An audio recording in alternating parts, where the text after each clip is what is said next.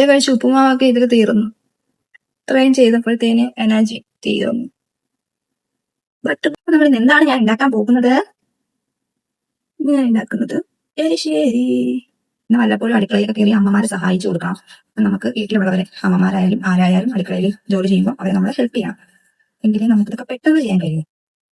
ഇല്ലെങ്കിൽ ഇങ്ങനെ കുഞ്ഞിക്കളിച്ച് നിൽക്കാം. ആദ്യമായി അടുക്കളയിൽ കയറുന്നവരെ പോലെ നിൽക്കാം.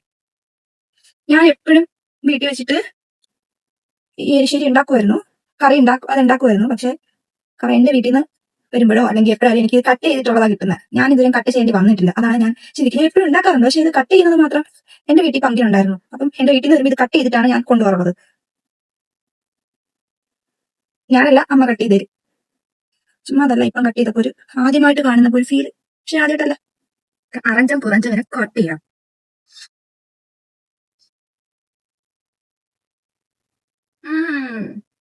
ഇന്നായി കഴിഞ്ഞാൽ ഒരു രസമാണ്.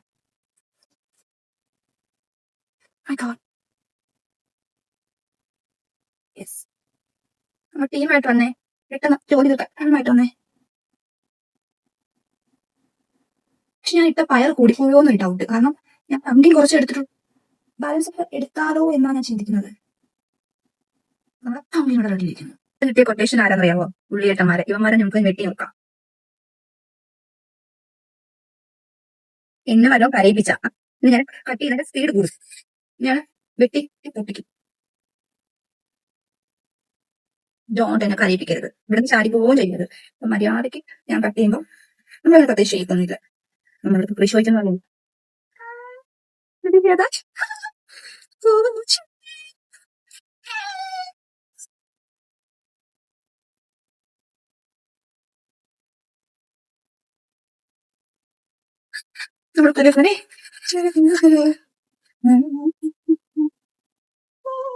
നമ്മൾ 2-3 ദിവസമൊക്കെ ലീവ് കഴിഞ്ഞിട്ട് അടുപ്പിച്ച് 2-3 ദിവസം നമുക്ക് അടുത്തടുത്ത ദിവസങ്ങളിൽ ലീവ് കിട്ടിയിട്ട് നമ്മൾ അത് കഴിഞ്ഞ് പോകുമ്പോൾ എങ്ങനെയായിരിക്കും എന്ന് പറയട്ടെ. അരുണേട്ടാ, എനിക്ക് ജോലിക്ക് പോകണ്ട. അരുണേട്ടാ, എനിക്ക് ജോലിക്ക് പോകണ്ട.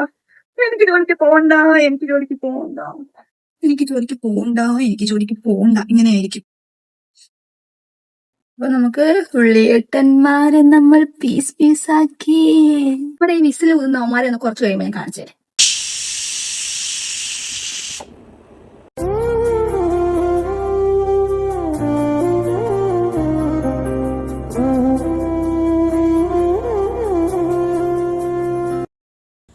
ഇനി ഇങ്ങനെ പോയാൽ ശരിയാവില്ലെന്ന് തോന്നി പെട്ടെന്ന് ഉള്ളിയെല്ലാം എടുത്ത് വഴറ്റി.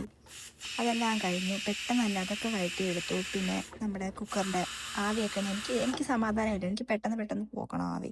അങ്ങനെ പോക്കി ലാസ്റ്റ് ഞാൻ എൻ്റെ വറുത്ത് വെച്ച കടുക്, ഉള്ളി, ഇങ്ങനെയുള്ള കാര്യങ്ങളെല്ലാം ഞാൻ എടുത്തിട്ടു. ഇതാണ് എൻ്റെ മോസ്റ്റ് ഇമ്പോർട്ടൻ്റ് ടൈം. ഞാൻ തന്നെ രുചി നോക്കി പുളകിതയാകുന്ന സമയം. എനിക്കറിയില്ല എന്താ സന്തോഷം. പിന്നെ നമ്മൾ കുറച്ച് ചോറെടുത്തു. പിന്നെ ക്യാരറ്റ് തോരൻ ഇന്നലത്തെ ഉണ്ടായിരുന്നു, അതെടുത്തു. ഇത് നമ്മൾ എടുക്കുന്നത് എൻ്റെ സ്വന്തം പംകിൻ കറി. ഉണ്ടാക്കിയ എരിശ്ശേരി എങ്ങനെ നോക്കാം. കുറച്ച് ചോറെടുക്കുക. ചൂട് പറക്കുന്ന ആവി പറക്കുന്ന നല്ല ചൂട്. ഇനി ഒരു പിടി വായിൽ വെക്കുന്ന ചൂട്.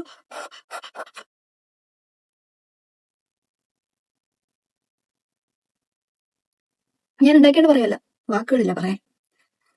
അപ്പൊ ഞാനിങ്ങനെയൊക്കെ പറയുന്നു. ഇത് വേറൊരാൾ കഴിച്ചു നോക്കിയാലേ എന്റെ ഫ്രണ്ട് വന്നിട്ട് കഴിച്ചു നോക്കണം, എന്നിട്ടേ ബാക്കി അറിയാൻ പറ്റും.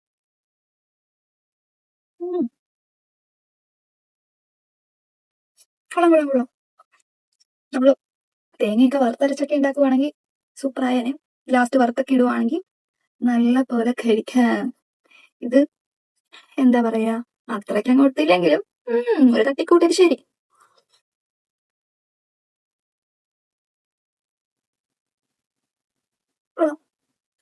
എനിക്ക് എൻ്റെ ഒരു അഭിമാനമൊക്കെ തോന്നുന്നുണ്ട്.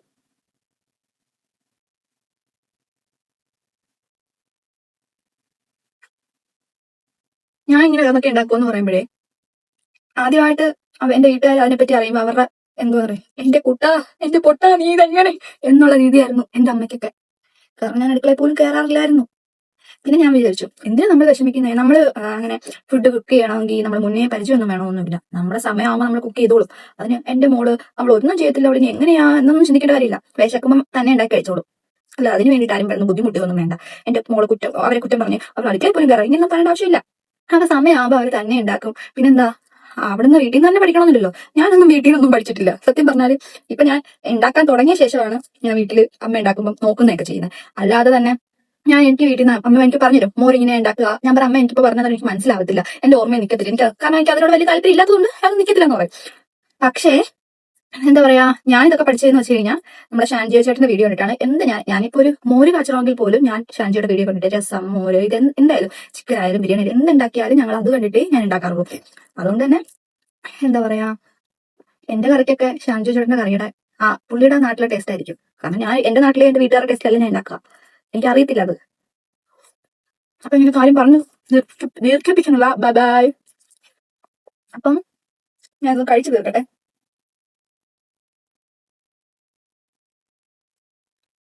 നല്ല മീൻ പൊരിച്ചതും കൂടെ വേണമായിരുന്നു.